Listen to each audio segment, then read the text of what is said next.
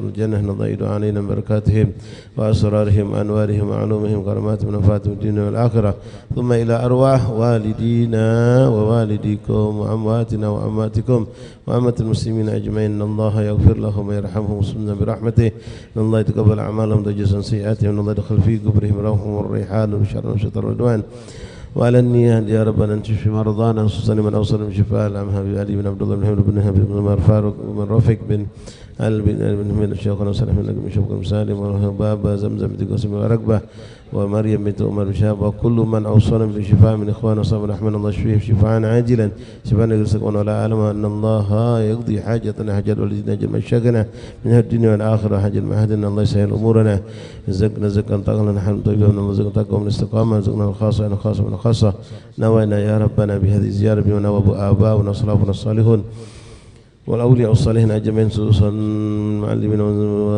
ومرشدنا وهؤلاء رجال المسلمين ثم إلى رسول وقد في الزمن أدخل نية في نية مع عمل أحلاق من صالح جالبة كل خدافة كل شر لنا ولكم من المسلمين وإلى حضرة النبي فاتحة وياسين أعوذ بالله من الشيطان الرجيم بسم الله الرحمن الرحيم الحمد لله رب العالمين الرحمن الرحيم مالك يوم الدين إياك نعبد وإياك نستعين اهدنا الصراط المستقيم صراط الذين أنعمت عليهم غير المغضوب عليهم ولا الضالين آمين أعوذ بالله من الشيطان الرجيم بسم الله الرحمن الرحيم ياسين والقرآن الحكيم إنك لمن المرسلين على صراط مستقيم تنزيل العزيز الرحيم تنذر قوما ما أنذر آباهم فهم غافلون لقد حق القول على أكثرهم فهم لا يؤمنون إنا جعلنا في أعناقهم أغلالا فهي إلى الأذقان فهم مقمحون وجعلنا من بين أيديهم سدا ومن خلفهم سدا فغشيناهم فهم لا يبصرون وسواء عليهم أنذرتهم أم لم تنذرهم لا يؤمنون إنما تنذر من اتبع الذكر وخشي الرحمن بالغيب فبشره بمغفرة وأجر كريم إنا نحن نحيي الموتى ونكتب ما قدموا وآثارهم وكل شيء أحصيناه في إمام مبين واضرب لهم مثلا أصحاب القرية إذ جاء إليهم اثنين فكذبوهما فعززنا بثالث فقالوا إنا إليكم مرسلون قالوا ما أنتم إلا بشر مثلنا وما أنزل الرحمن من شيء إن أنتم إلا تكذبون قالوا ربنا يعلم إنا إليكم لمرسلون وما علينا إلا البلاغ المبين قالوا إنا تطيرنا بكم لئن لم تنتهوا لنرجمنكم ولا يمسنكم منا عذاب أليم قالوا طائركم معكم وإن ذكرتم بل أنتم قوم مسرفون وجاء من أقصى المدينة رجل يسعى قال يا قوم اتبعوا المرسلين اتبعوا من لا يسألكم أجرا وهم مهتدون وما لي لا أعبد الذي فطرني وإليه ترجعون أأتخذ من دونه آلهة إن يردن الرحمن بضر لا تغني عني شفاعتهم شيئا ولا ينقذون إني إذا لفي ضلال مبين إني آمنت بربكم فاسمعون قيل ادخل الجنة قال يا ليت قومي يعلمون بما غفر لي ربي وجعلني من المكرمين وما أنزلنا على قومه من بعده من جند من السماء وما كنا منزلين إن كانت إلا صيحة واحدة فإذا هم خامدون يا حسرة على العباد ما يأتيهم من رسول إلا كانوا به يستهزئون ألم يروا كما أهلكنا قبلهم من القرون أنهم إليهم لا يرجعون وإن كل لما جميع لدينا محضرون وآية لهم الأرض الميتة أحييناها وأخرجنا منها حبا فمنه يأكلون وجعلنا فيها جنات من نخيل وأعناب وفجرنا فيها من العيون ليأكلوا من ثمره وما عملت أيديهم أفلا يشكرون سبحان الذي خلق الأزواج كلها مما تنبت الأرض ومن أنفسهم ومما لا يعلمون وآية لهم الليل نسخ منه النهار فإذا هم مظلمون والشمس تجري لمستقر لها ذلك تقدير العزيز العليم والقمر قدرناه منازل حتى عاد كالعرجون القديم لا الشمس ينبغي لها أن تدرك القمر ولا الليل سابق النهار وكل في فلك يسبحون وآية لهم أنا حملنا ذريتهم في الفلك المشحون وخلقنا لهم من مثله ما يركبون وإن نشأ نغرقهم فلا صريخ لهم ولا هم ينقذون إلا رحمة منا ومتاعا إلى حين وإذا قيل لهم اتقوا ما بين أيديكم وما خلفكم لعلكم ترحمون وما تأتيهم من آية من آيات ربهم إلا كانوا عنها معرضين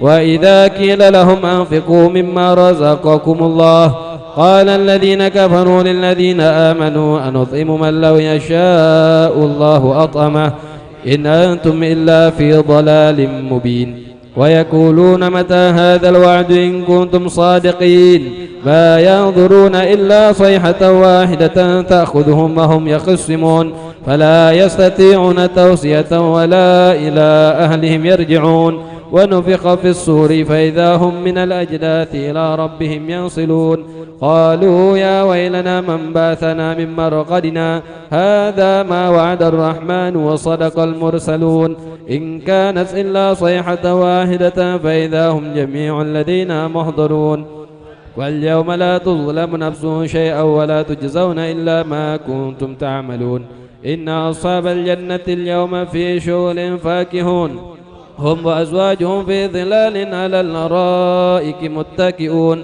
لهم فيها فاكهة ولهم ما يدعون سلام قولا من رب رحيم وامتازوا اليوم أيها المجرمون ألم أعهد إليكم يا بني آدم ألا تعبدوا الشيطان إنه لكم عدو مبين وأن اعبدوني هذا صراط مستقيم ولقد أضل منكم جبلا كثيرا أفلم تكونوا تعقلون هذه جهنم التي كنتم توعدون اصلوها اليوم بما كنتم تكفرون اليوم نختم على أفواههم وتكلمنا أيديهم وتشهد أرجلهم بما كانوا يكسبون ولو نشاء لطمسنا على أعينهم فاستبقوا الصراط فأنا يبصرون ولو نشاء لمسخناهم على مكانتهم وما استطاعوا مضيا ولا يرجعون ومن نؤمره ننكس بالخلق أفلا يعقلون وما علمناه الشعر وما ينبغي له إن هو إلا ذكر وقرآن مبين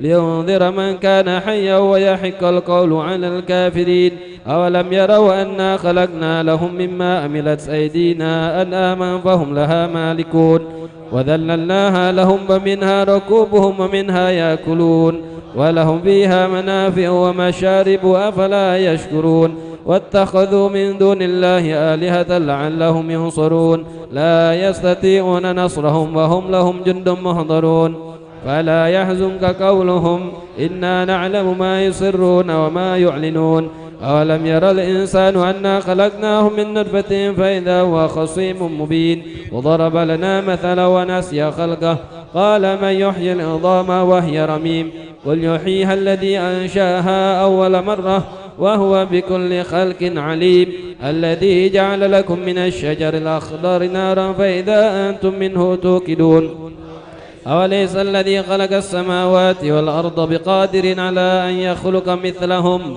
بلى وهو الخلاق العليم إنما أمره إذا أراد شيئا أن يقول له كن فيكون فسبحان الذي بيده ملكوت كل شيء وإليه ترجعون صدق الله العظيم إن الله وملائكته يصلون على النبي يا أيها الذين آمنوا صلوا عليه وسلموا تسليما اللهم صل أفضل الصلاة على أسعد مخلوقاتك بالله سيدنا محمد وعلى آله وصحبه وسلم عدد معلوماتك ومداد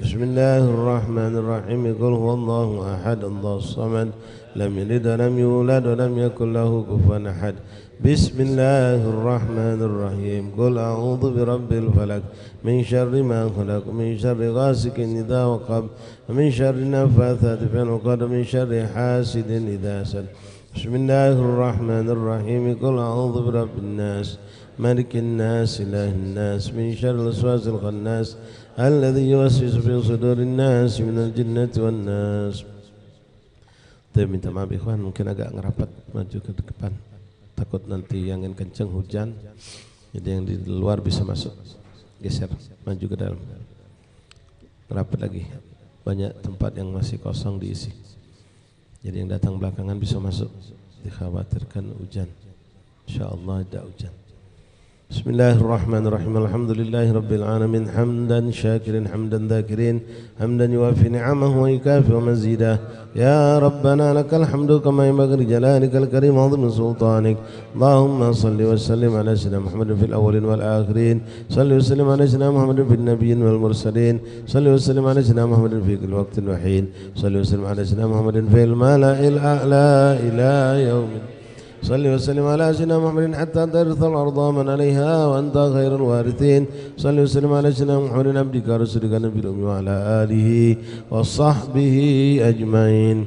اللهم اجعل واوصل وبلغ وتقبل ثواب ما قرأنا من القرآن العظيم ما حللناه من لا إله إلا الله سبحان الله بحمده ما قلناه يا الله استغفرنا وصلينا وسلمنا على عبدك نبيك محمد صلى الله عليه وسلم في هذه الليلة المباركة في هذه التربة المباركة هدية منا واصلة ورحمة منك نازلة وبركة شاملة وصدقة متقبلة نهديها ونقر من ثواب ذكر إلى رسولنا شفينا كرة نسين رسول الله محمد بن عبد الله صلى الله عليه وسلم أهل بيته وأزواجه وذريته وأنصاره وأصحابه وأحبابه أجمعين وما إلى أرواح جميع أولى مقرن أهل معالي البقي وأهل الزنب والفريد والأقدر أجمعين وأهل حضرموت كلهم أجمعين خصوصا سيدنا مولانا مهاجر الله بن عيسى بيد الله بن عيسى سيدنا علي بن بيد الله بن عيسى بن علي بن أبي طالب قسام سيدنا محمد بن بار أصول وفرعين سيدنا مولانا صلى الله عليه وسلم الفقيه المقدم محمد بن علي باعلوي سيدنا علي بن عمرو الفقيه سيدنا علي بن الفقيه وأجمعين أصول وفرعين من عبد الله بن علي بن مولى الدويلة ابن قطب الأقطاب الحبيب عبد الرحمن بن محمد السقاب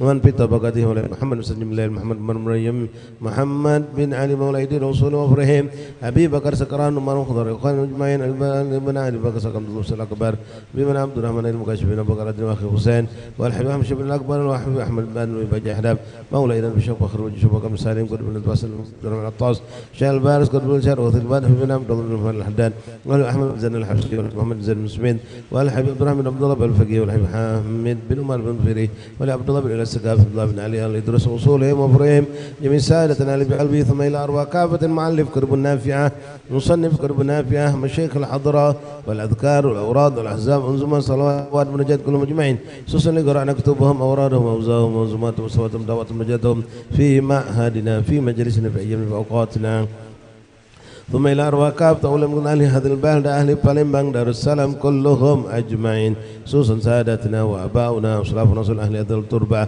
الحبيب بارك صاحب لكم الحضر الحبيب أحمد بن حسان العبشي والحبيبنا عبد الرحمن محمد المنور والحبيب عبد الله بن سلام القال والحبيب أحمد الكاف والحبيب علي بن عمرو بن وكافة أولئك وصول أهل هذه التربة وكي حجي عبد الله الزهري وعبد الرحمن عبد الله الحبشي والحبيب أحمد عبد الله الحبشي وحبيب شوقي وإخوانه وصول وفريم والحبيب سالم بن شيخ المدحيد وحبيب سالم بن سلم المدحيد وحبيب محمد محسن السقاف والحبيب محمد بن عبد الله الحبشي وأصول وفن جميع سادتنا ولمن أهل التربة ثم إلى الحبيب عمر بن أحمد بن شهاب ووالدينا ووالديكم خاصة وعمتنا أمة المسلمين عامة أوصل اللهم ثواب ذلك منا إليهم اللهم جل تعالى بين أيديهم اللهم اجعل فكاكا لهم من النار وحجابا لهم من النار سترا لهم من النار اللهم اغفر لهم وارحمهم وعافهم واعف عنهم اللهم اغفر لهم وارحمهم وعافهم واعف عنهم اللهم اغفر لهم وارحمهم وعافنا واعف عنهم اللهم ادخل في قبورهم روعا والريحان والبشارة والعمل والفوشة والرضوان واجعل قبورهم روضة من رياض الجنان ولا تجعل في قبورهم غفرا من قوة النيران برحمتك يا أرحم الراحمين اللهم أعد علينا من بركاتهم وأسرارهم وأنوارهم وعلومهم كرامات منفعتهم في الدين والدنيا والآخرة رب فانفعنا ببركاتهم واهدنا الحسنى بحرمتهم وأمتنا في طريقتهم ومعافاة من الفتن رب فانفعنا واهدنا الحسنى بحرمتهم وأمتنا في طريقتهم ومعافاة من الفتن ربنا اغفر لنا ولإخواننا الذين سبقونا بالإيمان ولا تجعل في قلوبنا غلا للذين آمنوا ربنا إنك رؤوف رحيم ربنا آتنا في الدنيا حسنة في الآخرة حسنة وقنا عذاب النار صلى الله على سيدنا محمد النبي الأمي وآله وصحبه وسلم الحمد لله رب العالمين سر الفاتحة.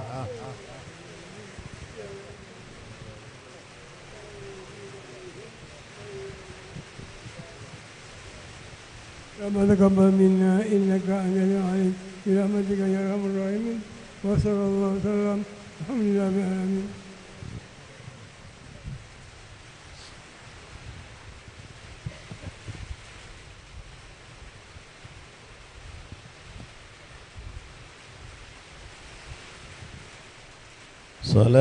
صلاة من الله وأزكى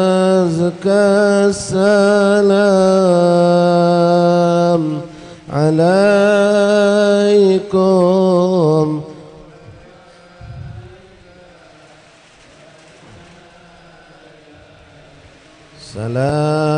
سلام سلام كمسك الختام عليكم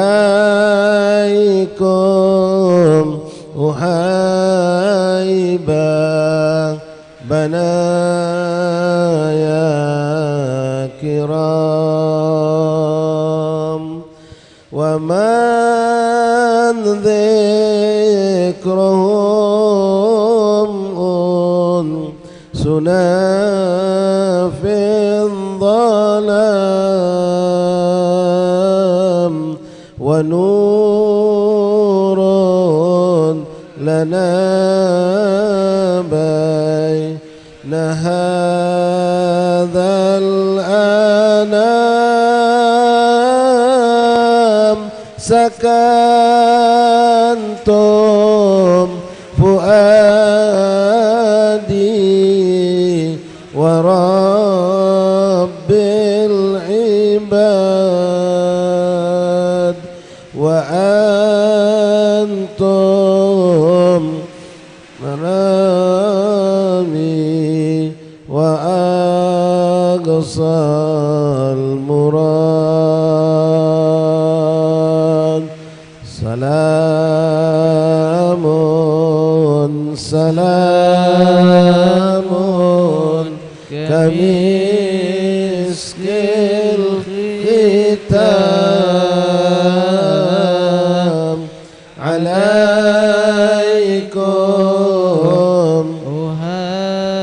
أهيبا بنايا كرام أنا عبدكم يا أهيل الوفاء وفي قربكم مرهمي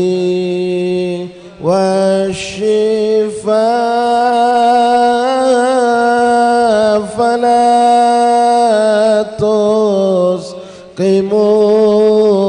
تسقموني بطول الجفاء ومنوا بوصل ولو في المنام سلام سلام كمسك الختام عليكم أحيبا بنايا كرام أموت وأحيا على حبكم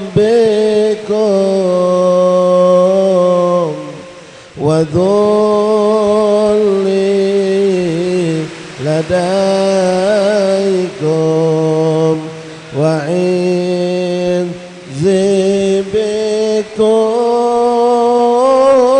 بكم وراحة روحي رجاء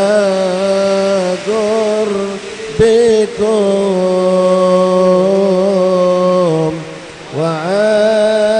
وعزمي وقصدي إليكم دوام سلام سلام كمسك الختام عليكم أحيبا بنايا كرام فلا عشت إن كان قلبي سكن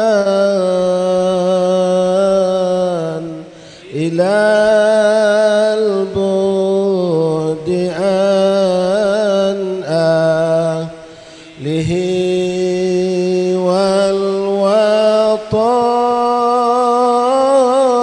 والوطن ومن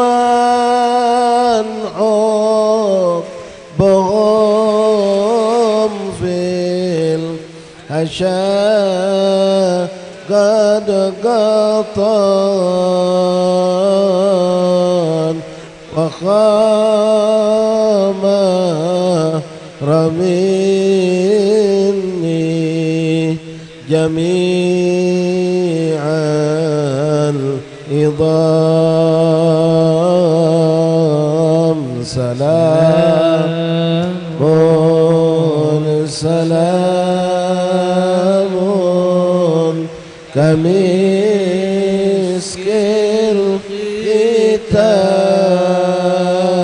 الختام عليكم أحيبا بنايا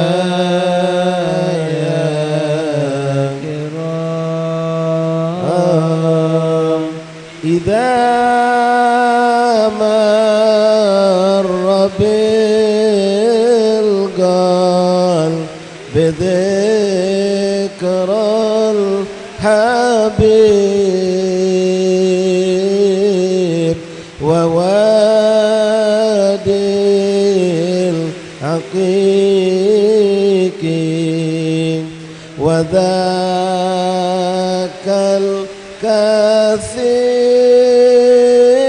الكثيب يمينه كماين القضيب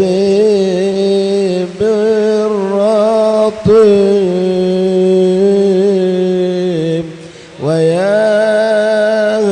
ويهتز من شوكه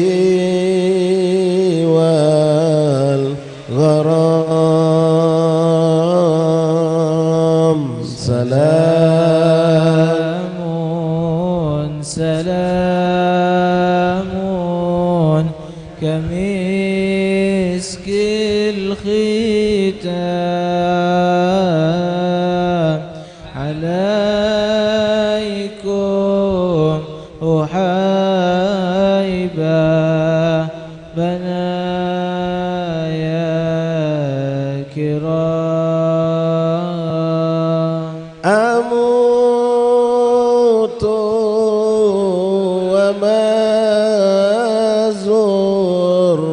ذاك الفينا وتلك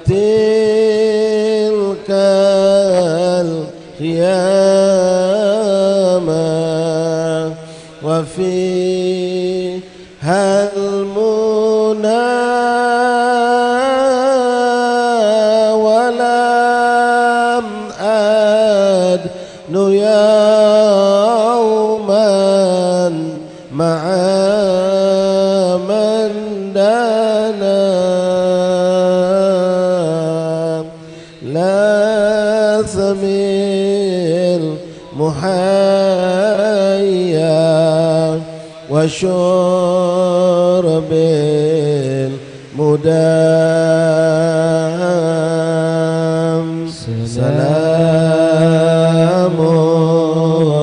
سلام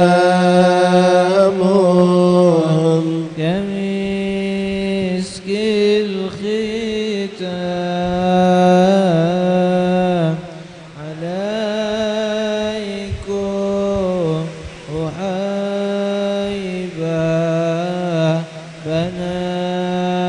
بنايا كرام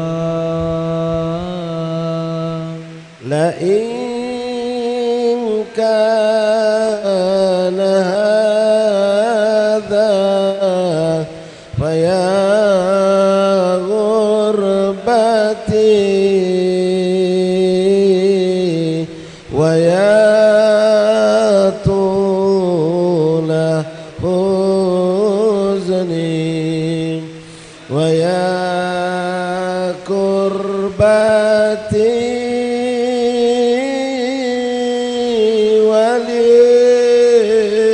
حسن ظن به قربتي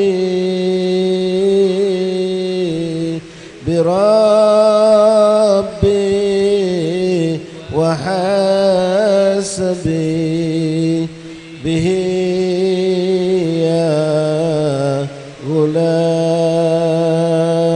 غلام سلام سلام كمسك الختام عليكم وحيبا بنايا كرام عسى الله يا شفيع غليل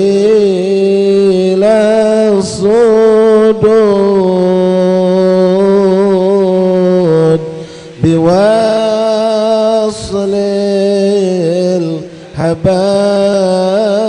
الحبائب وفك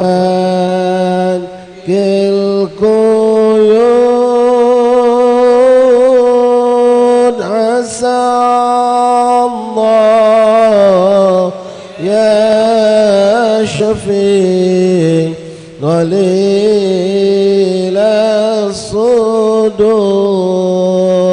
الصدود بوصل الحبائب وفك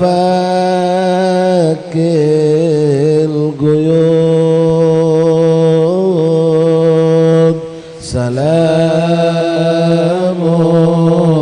سلام كمسك الختام عليكم وحيبا بنايا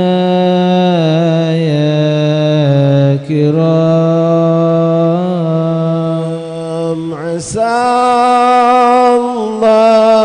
الله يشفي غليل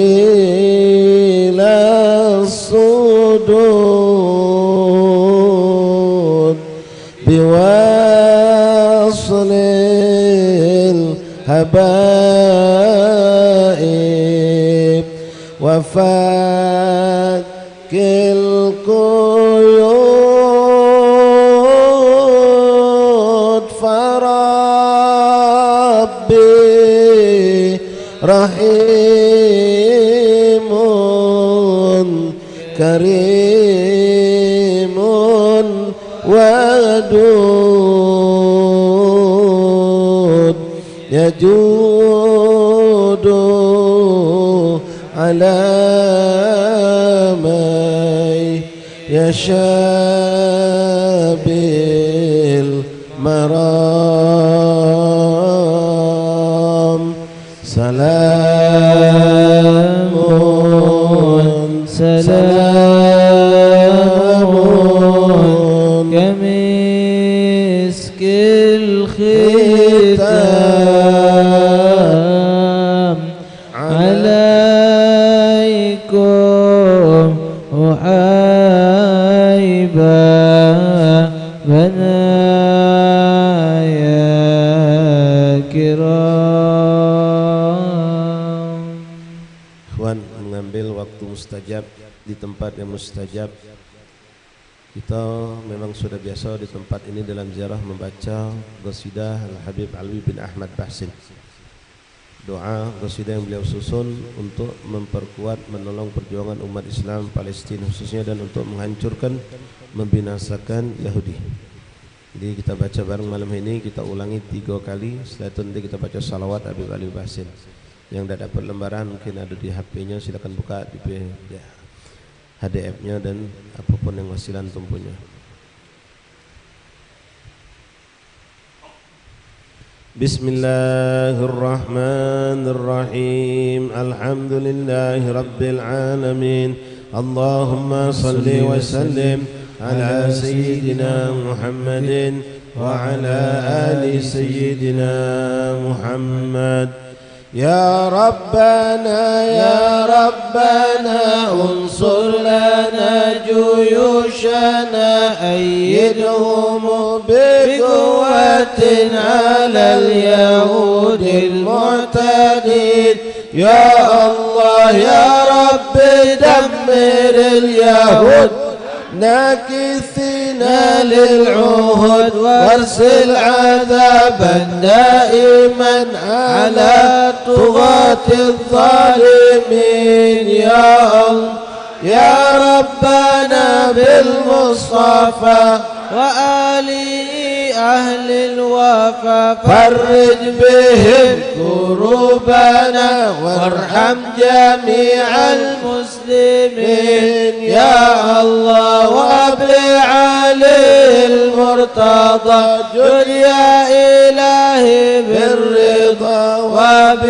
وبخديجة الكبرى ارحم صغار المؤمنين يا الله وبفاطمة بنت الرسول جد يا إلهي بالقبول وبالحسن ثم الحسين سلكت بين الظالمين يا الله بهم يا ربنا سلكت رد حقنا وما أضعنا من بلاد يا مجيب السائلين يا الله آمين يا الله آمين يا الله آمين يا الله آمين يا رب العالمين. Ulangi ya Rabb. يا ربنا انصر لنا جيوشنا أيدهم بقوة على اليهود المعتدين يا الله يا رب دمر اليهود الناكثين للعهد وارسل عذابا دائما على طغاة الظالمين يا الله يا ربنا بالمصطفى وآله أهل الوفا فرج بهم كروب ذنوبنا وارحم جميع المسلمين يا الله. وبعلي المرتضى جد يا إلهي بالرضا وبخديجة الكبرى ارحم صغار المؤمنين يا الله. وبفاطمة بنت الرسول جد يا إلهي بالقبول وبالحسن ثم الحسين سلكت بين الظالمين يا الله. بهم يا ربنا سالكت رد حقنا وما أطعنا من بلاد يا مجيب السائلين يا الله. آمين يا الله. آمين آمين يا الله. آمين يا رب العالمين. يا ربنا يا ربنا انصر لنا جيوشنا أيدهم بقوة على اليهود المعتدين يا الله. يا رب دمر اليهود الناكثين للعهود وارسل عذابا دائما على الطغاة الظالمين يا الله. يا ربنا بالمصطفى وآله أهل الوفا فرج بهم كروبنا وارحم جميع المسلمين يا الله. وبعلي المرتضى جد يا إلهي بالرضا وبخديجة الكبرى ارحم صغار المؤمنين يا الله. وبفاطمة بنت الرسول جد يا إلهي بالقبول وبالحسن ثم الحسين سلكت بين الظالمين يا الله. بهم يا ربنا سلكت رد حقنا وما أضعنا من بلاد يا مجيب السائلين. آمين يا الله. آمين آمين يا الله. آمين يا رب العالمين. Balik belakangnya kita baca salawat Habib Alwi Bahsin. Inna Allah wa malaikatahu yusalluna ala nabi يا أيها الذين آمنوا صلوا عليه وسلموا تسليما. اللهم صل وسلم وبارك عليه. اللهم صل على سيدنا محمد صلاة تعينني بها على القيام بأداء ما علي من الحقوق والواجبات وعلى آله وصحبه وسلم عدد أنفاس المخلوقات. اللهم صل على سيدنا محمد صلاة تعينني بها على القيام بأداء والواجبات وعلى آله وصحبه وسلم عدد أنفاس المخلوقات. اللهم صل على سيدنا محمد صلاة تعينني بها على القيام بأداء ما علي من الحقوق والواجبات وعلى آله وصحبه وسلم عدد أنفاس المخلوقات.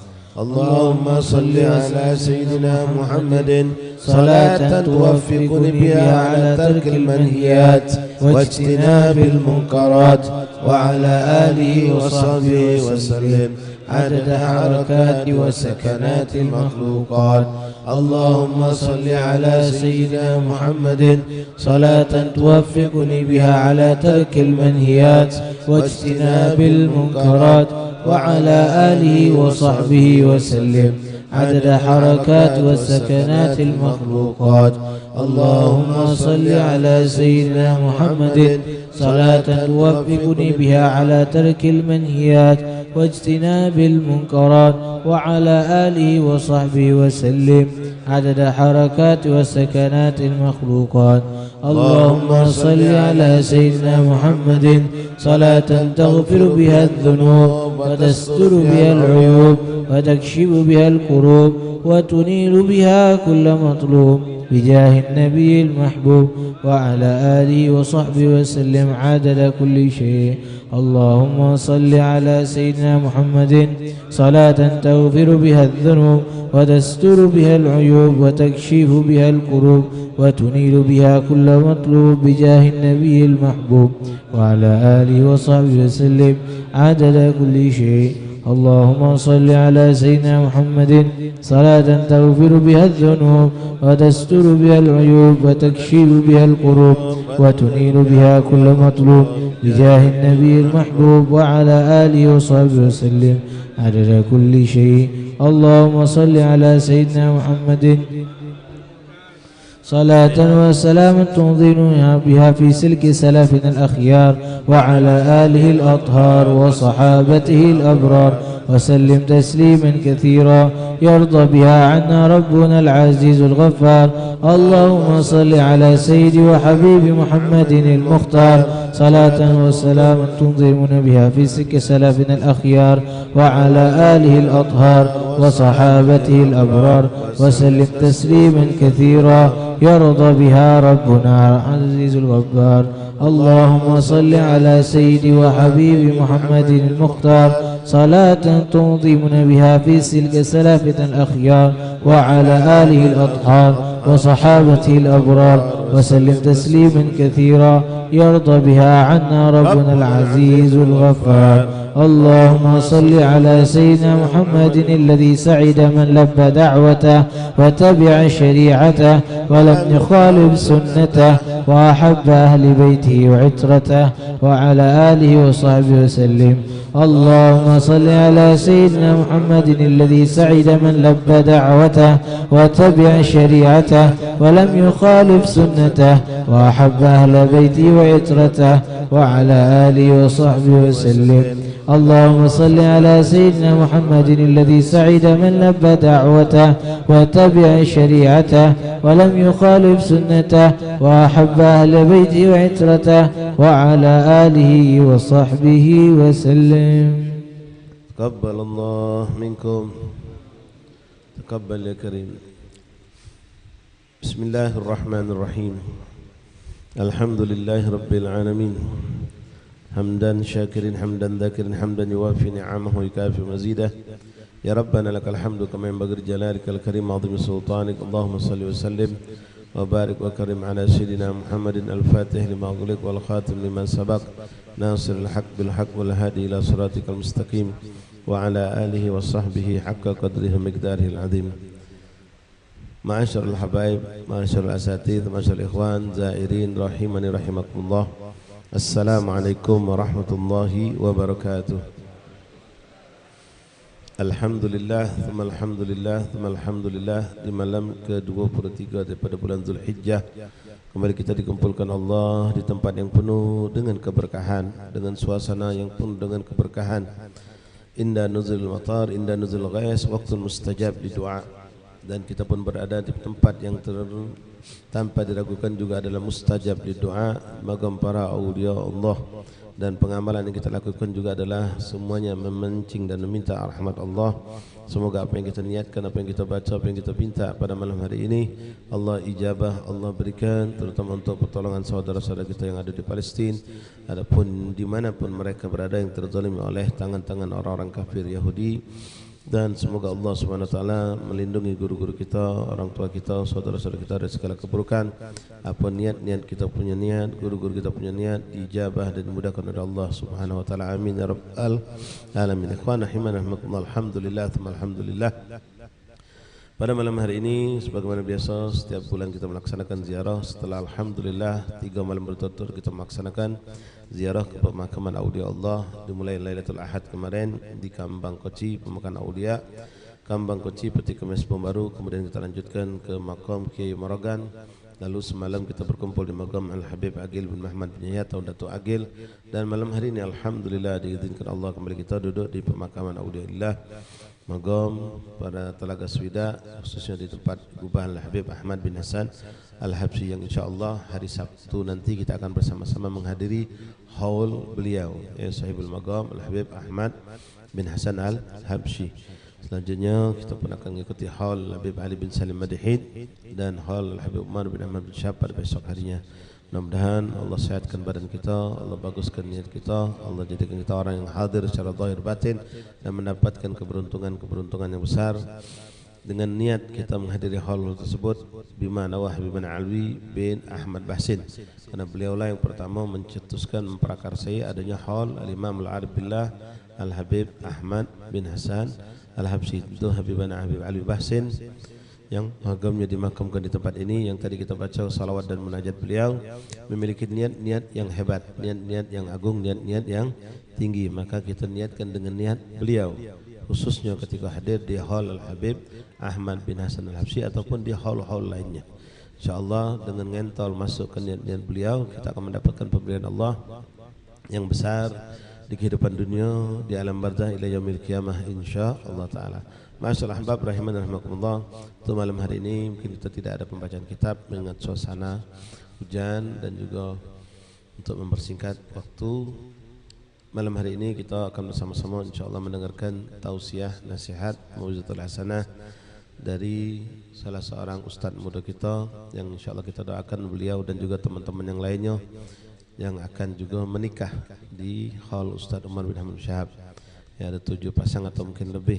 Ya, di haul Habib Ahmad ada 1 yang menikah. Semua yang menikah ini insyaallah diberkahi Allah.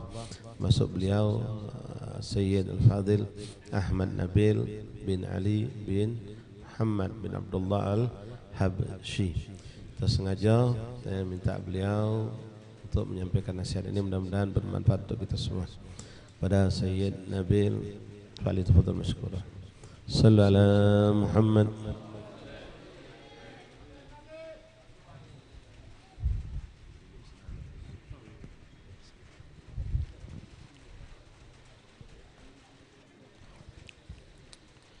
Bismillahirrahmanirrahim. Assalamualaikum warahmatullahi wabarakatuh.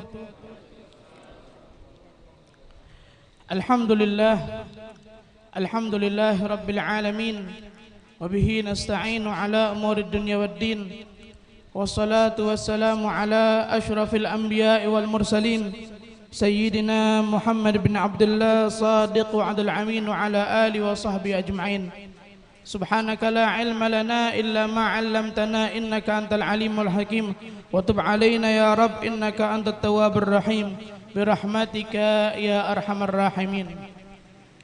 Alhamdulillah, thumma alhamdulillah, thumma alhamdulillah.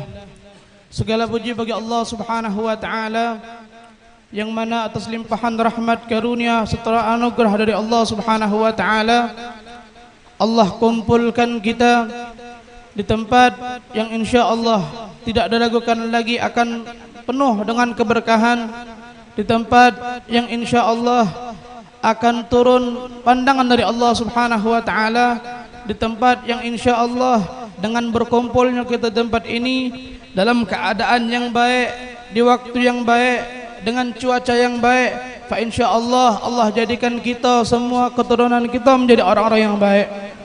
Allah kumpulkan kita bersama orang-orang yang baik, tidak hanya di dunia, insyaallah di akhirat kita berkumpul dengan orang-orang yang baik.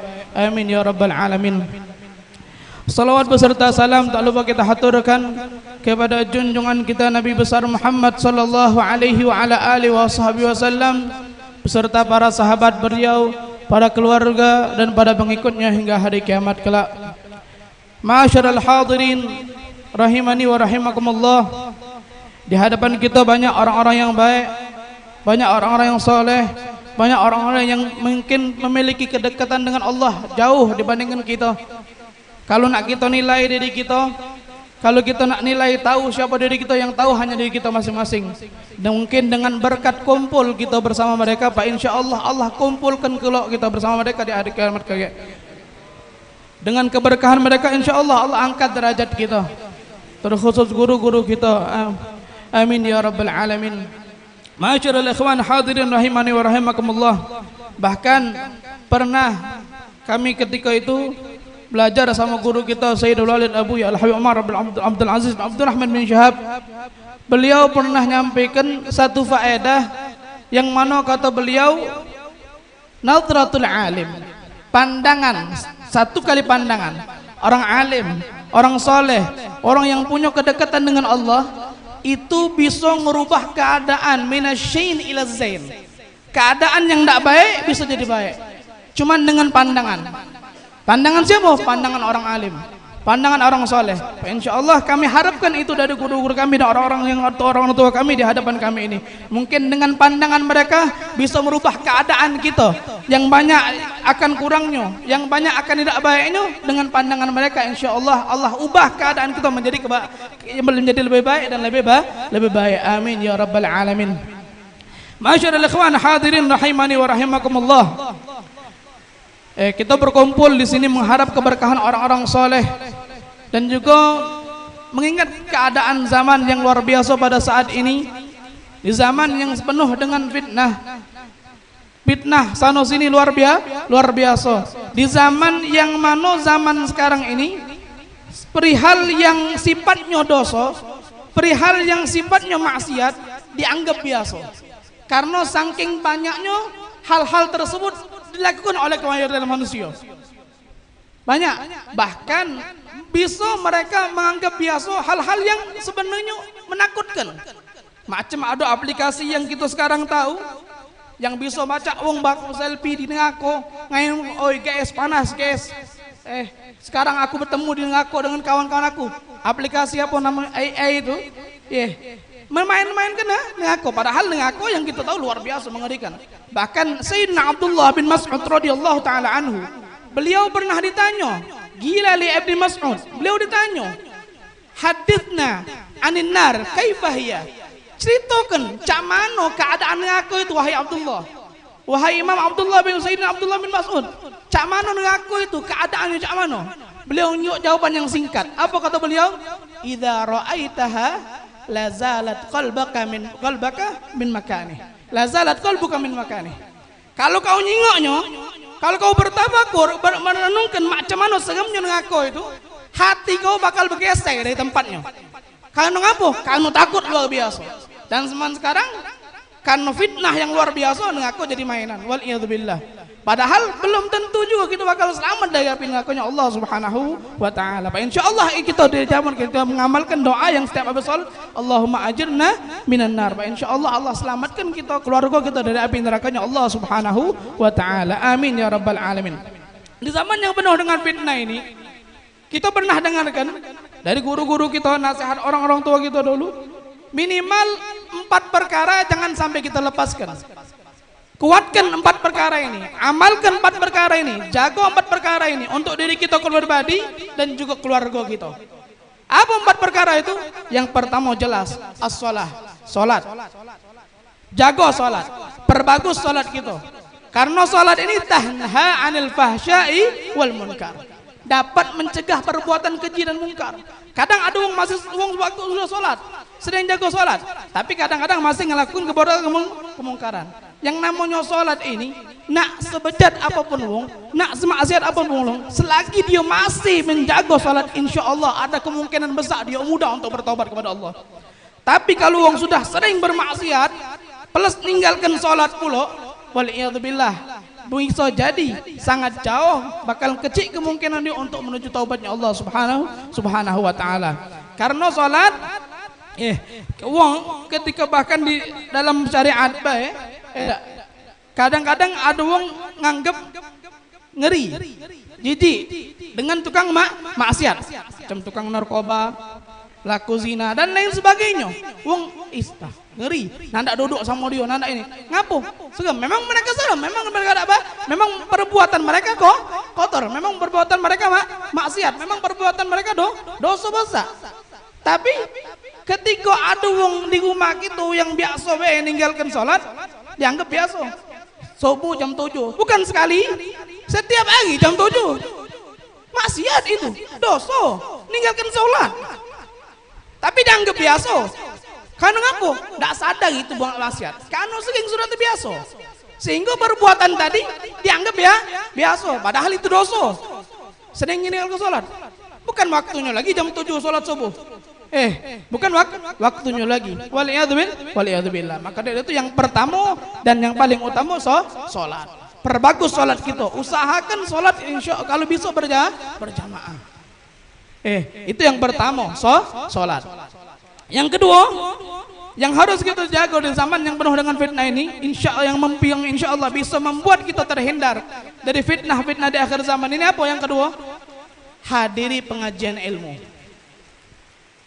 Karena kami pernah duduk sama guru kita Sayyidul Walid Abu Ya'la Umar Abdul Aziz Abdurrahman bin Syihab.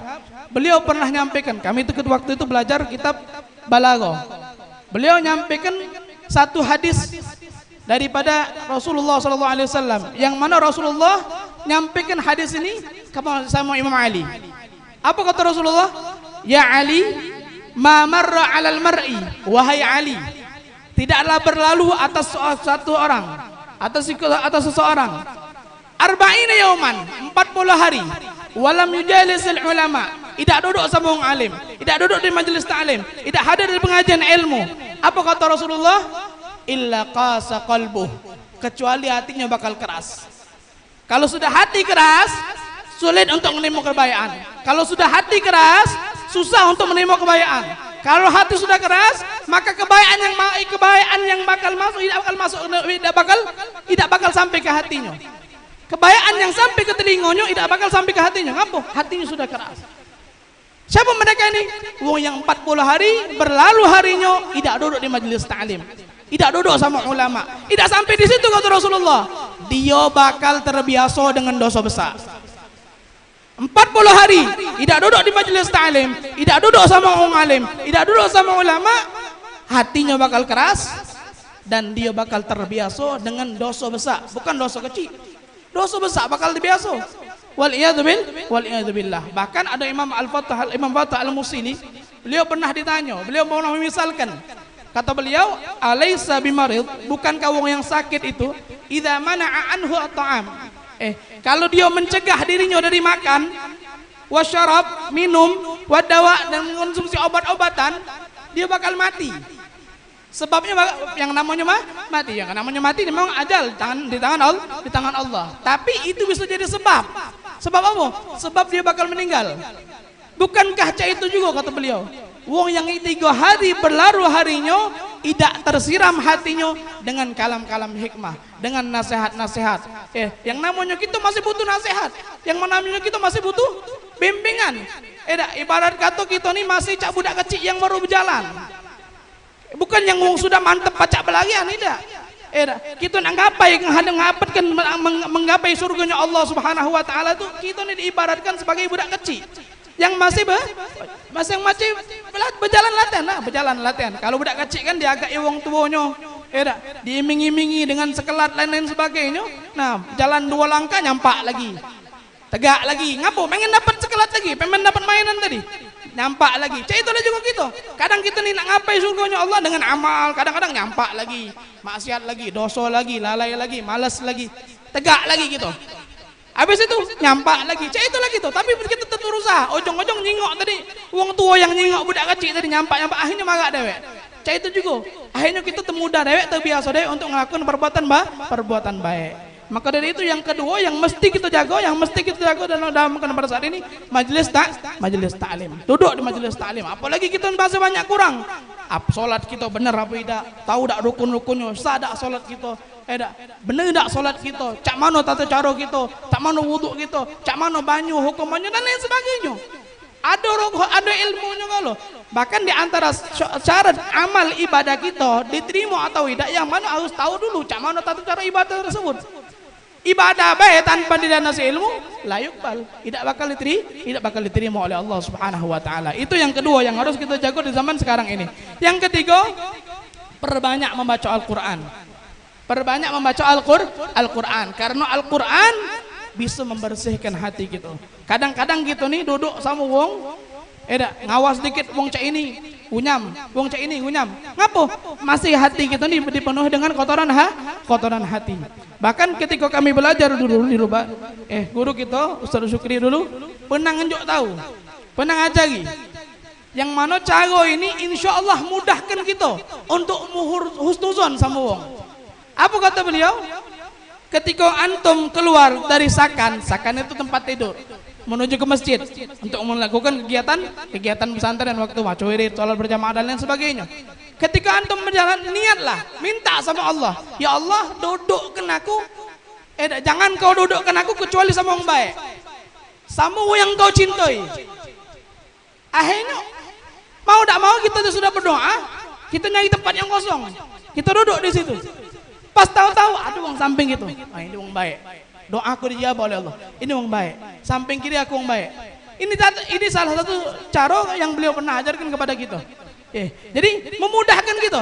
Kadang-kadang di samping gitu, yang memang wong yang ada seret sama gitu, ada yang ada cekcok, ayo wong ini. Tapi aku sudah berdoa sama Allah. Ini wong baik.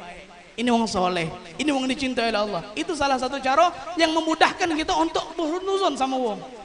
Jadi yang ketiga harus banyak-banyak membaca Al-Quran. Perbanyak bacaan Al-Quran kita.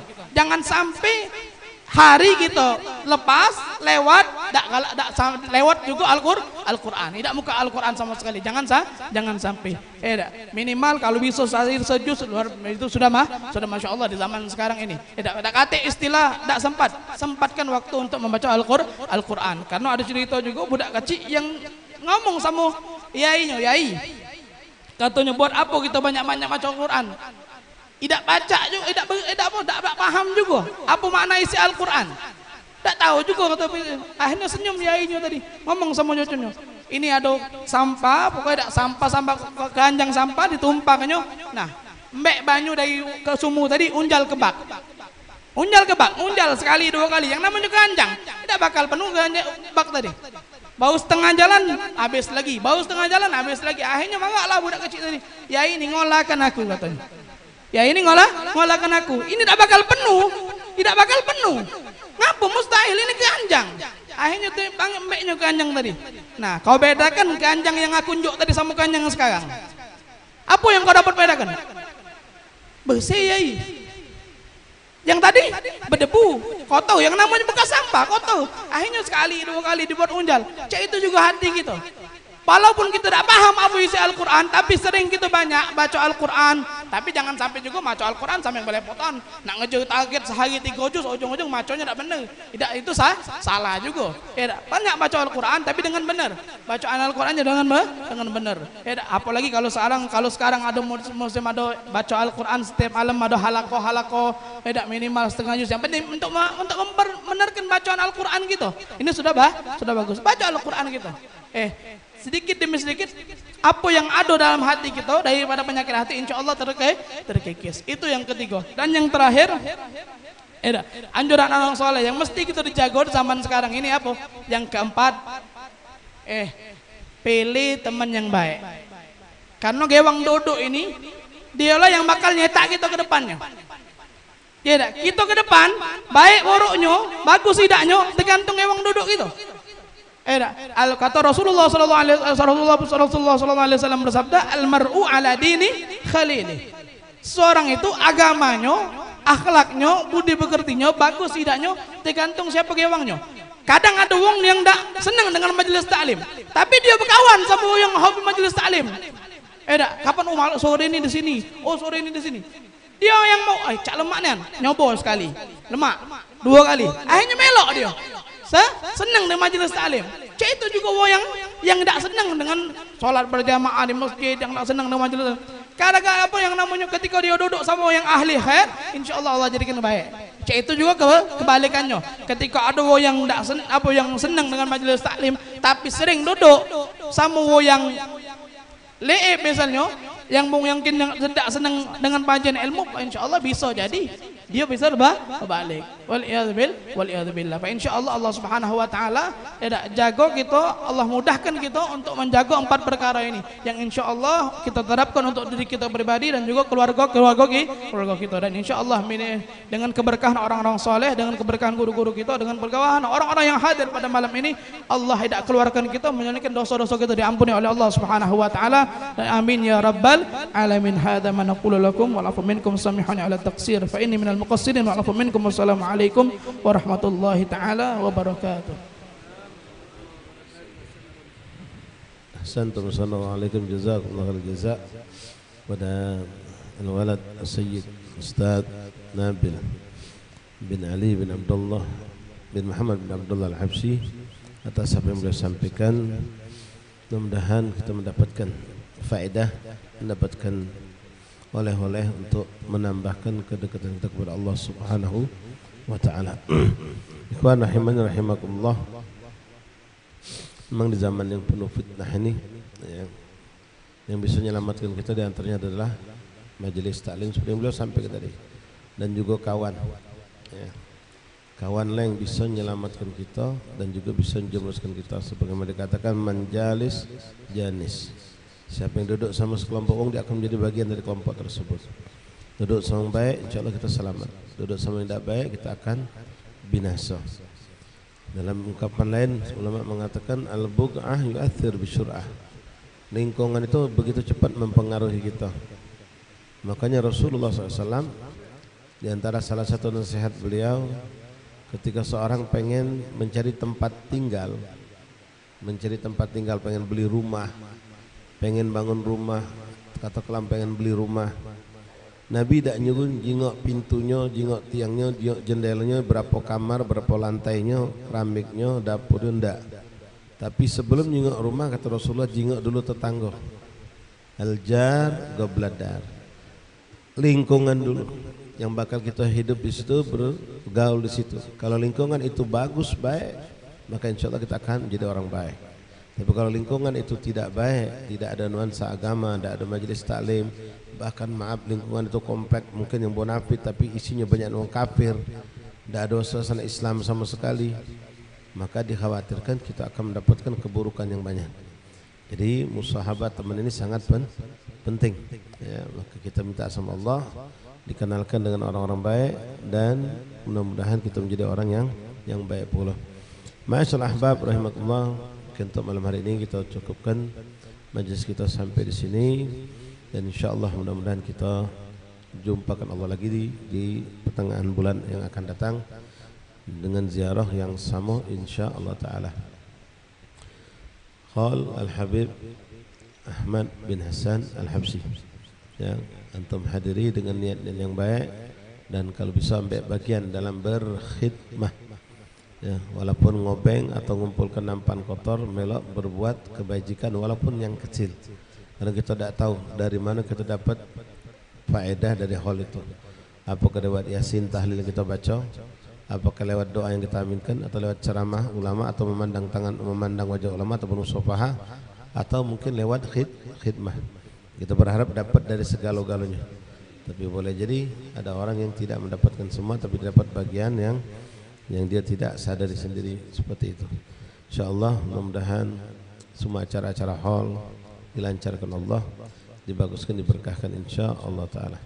Ini saja ikhwan pertemuan kita malam hari ini. Jazakumullah khair kepada para habaib, para asatis yang telah hadir, ikhwan sekalian, terkhusus kepada ikhwan rekan-rekan yang berkhidmah baik dari segi konsumsi, sound system, parkiran dan semuanya ya, insyaAllah kita semua mendapatkan bagian dari apa yang kita lakukan lewat berkhidmah ini insyaallah. Wallahu a'lam bissawab. Sambil baca qasidah silakan bikin halakoh, satu halakoh 4 orang.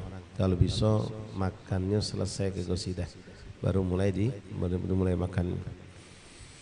Allahu Allahu ya Allah lana bil qabul. Ya Rabbi salli ala al-Mukhtar Taha Rasul. Allahu Allahu ya Allah lana bil qabul.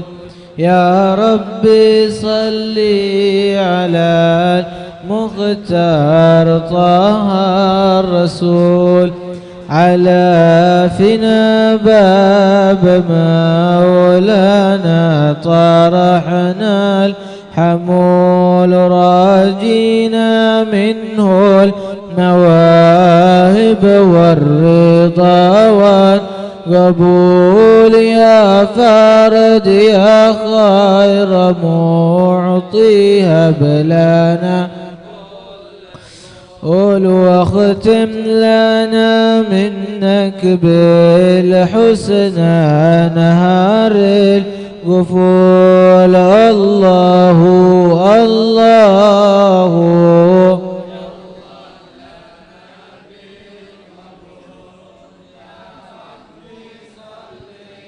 على المختار طه الرسول وهب لنا القرب منك واللقاء والوصول عسى نشاهدك في مرآة طه الرسول يا رب انظر إلينا واستمع ما نقول واقبل دعانا فإنا تحت بابك نزول الله الله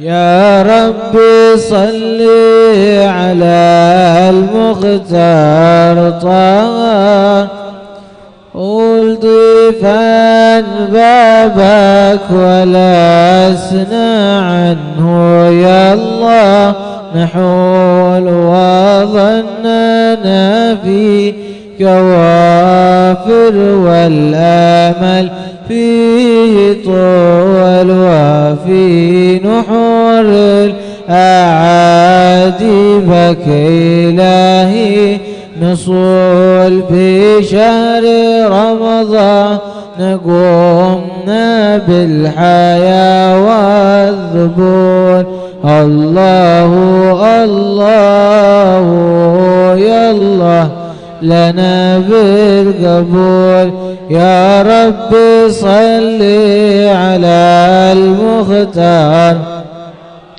رسول نبغى كرامة بها تزكو جميع العقول نسلك على الصدق في سبل الرجال الفحول سبل التقى والهداية لا سبيل يا الله طالبناك يا من ليس ملكه يزول ثم الصلاة على المختار طه الرسول والآل والصحب ما داعي رجع بالقبول الله الله يا الله لنا بالقبول يا رب صل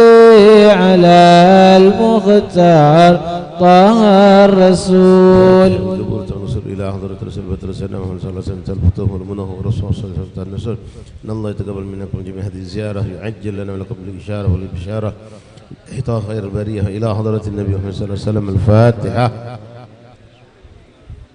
الرحمن الرحيم مالك يوم الدين إياك نعبد وإياك نستعين اهدنا الصراط المستقيم صراط الذين أنعمت عليهم غير المغضوب عليهم ولا الضالين آمين ربنا تقبل منا إنك أنت السميع العليم تب علينا إنك أنت التواب الرحيم اغفر لنا وارحمنا أنت خير الراحمين انصرنا على القوم الكافرين برحمتك يا أرحم الراحمين اللهم بارك لنا فيما رزقتنا وقنا عذاب النار صلى الله عليه وسلم الحمد لله رب العالمين. Fadul yang sudah dapat hidangan jatuh untuk makan.